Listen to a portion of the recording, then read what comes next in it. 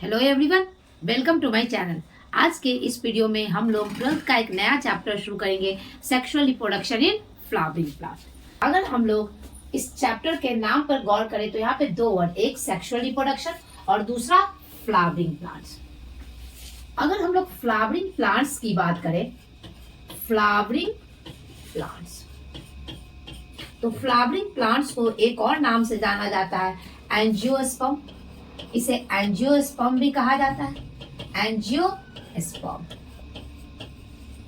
और जो angiosperm group के जो प्लांट्स होते हैं, इसमें फूल खिलते हैं, यानी कि इसमें फ्लावर पाया जाता है और इसमें फूल खिलने के बाद फल का निर्माण होता है और फल के अंदर बीज बनते हैं, यानी कि इनमें जो बीज होता है वो कैसा होता है, कवर्ड बीज होता है। बीज फल से ढके होते हैं, कवर्ड सीड होता है। और एंजियोस्पर्म यानी कि फ्लावरिंग प्लांट्स को हायर प्लांट्स भी कहते हैं, higher plants,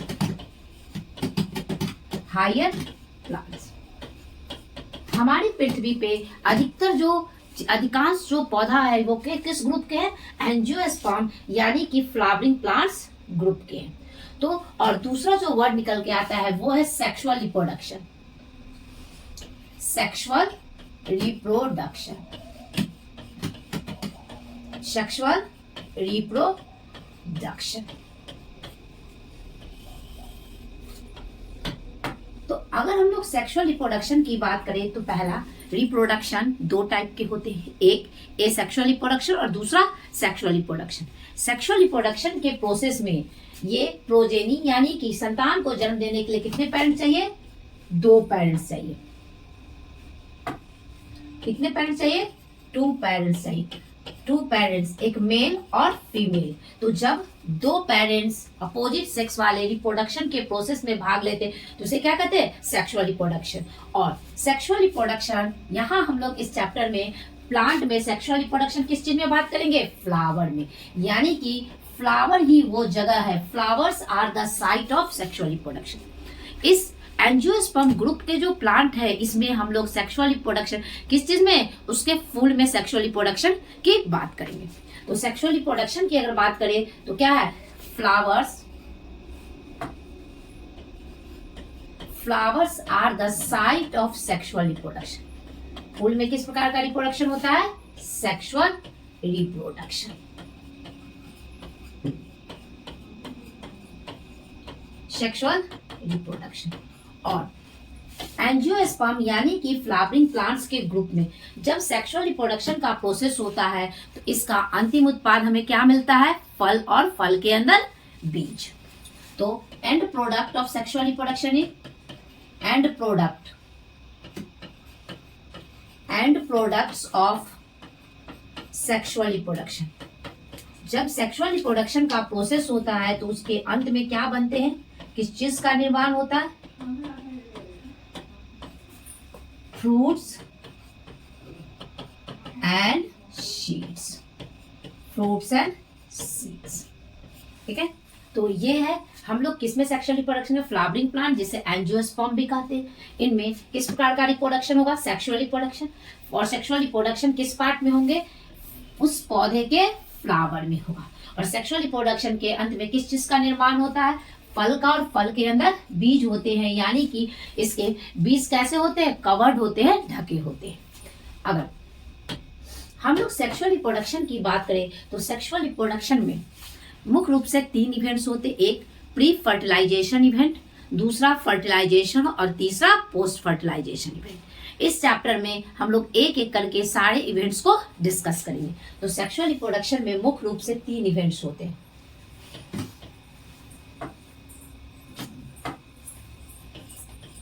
three events in sexual reproduction. तो जब हम लोग एंजियोस्पर्म के ग्रुप में सेक्सुअल रिप्रोडक्शन की प्रक्रिया होती है तो उसमें थ्री इवेंट्स होते हैं। कितने इवेंट्स होते हैं, थ्री इवेंट्स। और इन इवेंट्स को, इन घटनाओं को हम लोग एक एक करके डिस्कस करेंगे। पहली घटना है प्री फर्टिलाइजेशन इवेंट, यानी कि फर्टिलाइजेशन से पहले जो भी घटना होती है उसे हम क्या कहते हैं, pre fertilisation event. Pre fertilisation events और दूसरा फर्टिलाइजेशन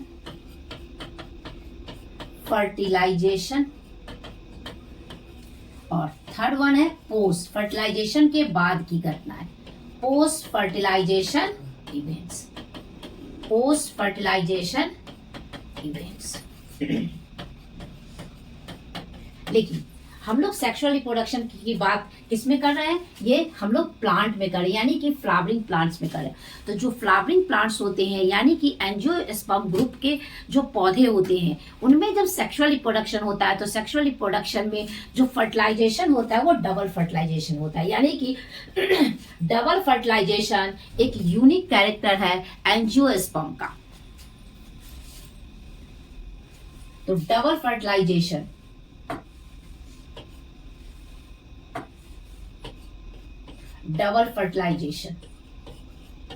और ये डायरेक्टली पूछे जाते हैं कि डबल फर्टिलाइजेशन किस में होता है, तो एंजियोस्पर्म ग्रुप के पौधे में डबल फर्टिलाइजेशन होता है।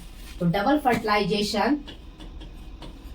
फर्टिलाइजेशन इज यूनिक कैरेक्टर या यूनिक फीचर्स ऑफ एंजियोस्पर्म, या इसे एक और नाम से जानते हैं फ्लावरिंग प्लांट। तो एंजियोस्पर्म ग्रुप के पौधे का एक यूनिक फीचर है, यूनिक गुण है कि इसमें कौन सा फर्टिलाइजेशन होता है, डबल फर्टिलाइजेशन होता है। आगे तो सबसे पहले हम लोग पहला प्री फर्टिलाइजेशन इवेंट्स पढ़ेंगे, और प्री फर्टिलाइजेशन इवेंट्स को डिस्कस करने से पहले हम लोग फ्लावर के स्ट्रक्चर को डिस्कस करेंगे। तो सबसे पहले हम लोग किस चीज को डिस्कस करेंगे, स्ट्रक्चर ऑफ फ्लावर,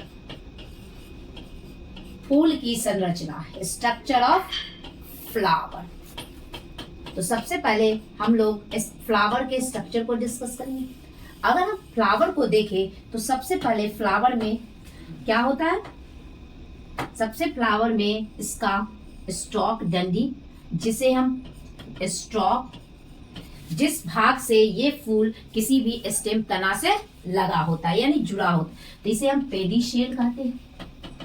और इसके ऊपर एक भाग यानी कि एक बेस आधार होता है जिसे थैलेमस कहा जाता है, और थैलेमस वाले भाग पे ही फ्लावर के बाकी पार्ट्स क्या होते हैं, लगे होते हैं। यानी कि जो थैलेमस का भाग है यहीं से फ्लावर के सारे भाग क्या होते हैं, ओरिजिनेट होते हैं, या यहीं से क्या होते हैं, डेवलप होते हैं। तो वह पार्ट जहां से फ्लावर के बाकी सारे पार्ट्स क्या होते हैं, डेवलप होते हैं, ओरिजिनेट होते हैं, उसे हम क्या कहते हैं, थैलेमस। क्या कहा जाता है, थैलेमस कहा जाता है, थैलेमस। और थैलेमस में जो पार्ट बनते हैं, ये पहला फ्लावर के फीमेल पार्ट, फ्लावर के फीमेल पार्ट को पेस्टिल या कार्पेल कहा जाता है। और फ्लावर का मेल पार्ट, फ्लावर के मेल पार्ट को स्टामेन कहा जाता है। और सबसे बाहर फ्लावर में जो हरी ग्रीन पत्ती होती है जिसे सेपल कहा जाता है, और इसके रंग बिरंगे इसमें क्या पाए जाते हैं, पेटल यानी कि पंखुड़ी पाया जाता है। तो अगर हम फ्लावर्स के पार्ट को देखें तो सबसे बाहर इसमें क्या मिलता है, सेपल। सेपल जब ये फूल बॉड यानी कि कली की अवस्था में होता है तो उसे प्रोटेक्ट करके रखता है। फिर इसमें रंग बिरंगे कलरफुल क्या मिलते हैं, पेटल। पेटल और फ्लावर के मेल पार्ट को कहा जाता है स्टामेन, और फ्लावर के फीमेल पार्ट को पिस्टिल या कार्पेल कहा जाता है, पिस्टिल, और इसे एक और नाम देते हैं कार्प। तो ये है फ्लावर के पार्ट्स, और ये कहाँ ओरिजिनेट हो रहे, कहाँ से ये डेवलप हो रहे, ये जिस भाग से डेवलप हो रहे उसे थैलेमस कहा जाता है, थैलेमस। जब किसी भी फ्लावर में, जब किसी भी फूल में सेपल एक से ज्यादा हो, यानी कि जब किसी भी फ्लावर में सेपल क्या हो, ग्रुप में हो, तो उसे हम कैलिक्स कहते हैं। यानी कि group of sepal in a flower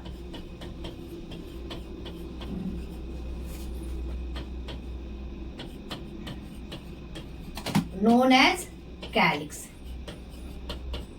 दूसरा, जब किसी फूल में उसके पेटल ग्रुप में हो यानी कि इसकी संख्या 2 से अधिक हो तो इसे कहते हैं कोरोला। तो group of petals, petal known as corolla. Corolla. जब किसी फ्लावर में फ्लावर का मेल पार्ट यानी कि stamen, stamen mail part of flower, जब फ्लावर का मेल पार्ट स्टामेन ग्रुप में हो यानी कि बहुत सारा हो तो उसे हम क्या कहते हैं? एंड्रोशियम। यानी ग्रुप ऑफ स्टामेन, स्टामेन यानी कि male part of flower known as androecium. Androecium, andro शब्द मेल के लिए यूज होता है। तो फ्लावर के मेल पार्ट यानी कि स्टामेन जब ग्रुप में हो तो उसे क्या नाम दिया जाता है? एंड्रोशियम। और फ्लावर का फीमेल पार्ट जिसे हम पेस्टिल या उसे एक और नाम दिया जाता है कार्पल, जब ये ग्रुप में हो तो इसे हम गाइनोशियम, गाइनी शब्द फीमेल के लिए यूज होता है। आगे अगर फ्लावर में देखें तो इसमें कैलिक्स और कोरोला क्या है? ये एक्सेसरी भाग है। और एंड्रोशियम और गाइनोशियम क्या होते हैं? मेन या इसेंशियल पार्ट होते हैं। एंड्रोशियम और गाइनोशियम वाले भाग को क्या कहा जाता है? एसेंशियल भाग, एसेंशियल पार्ट। ये फ्लावर के क्या होते हैं? आवश्यक भाग होते हैं। और ये किस चीज में मदद करते हैं? रिप्रोडक्शन में मदद करते हैं। इसे क्या कहते हैं? ये रिप्रोडक्टिव स्ट्रक्चर है जो किस प्रोसेस में हेल्प करे? सेक्सुअल रिप्रोडक्शन में। और सेक्सुअल रिप्रोडक्शन के प्रोसेस में जो हेल्प करता है वो है कैलिक्स और कोरोला। इसीलिए इसे हेल्पर यानी कि एक्सेसरी पार्ट कहा जाता है, एक्सेसरी पार्ट ऑफ फ्लावर। तो ये है हमारे फ्लावर के पार्ट्स। आज के लिए इतना ही। अगले वीडियो में हम लोग प्री फर्टिलाइजेशन इवेंट्स को डिस्कस करेंगे।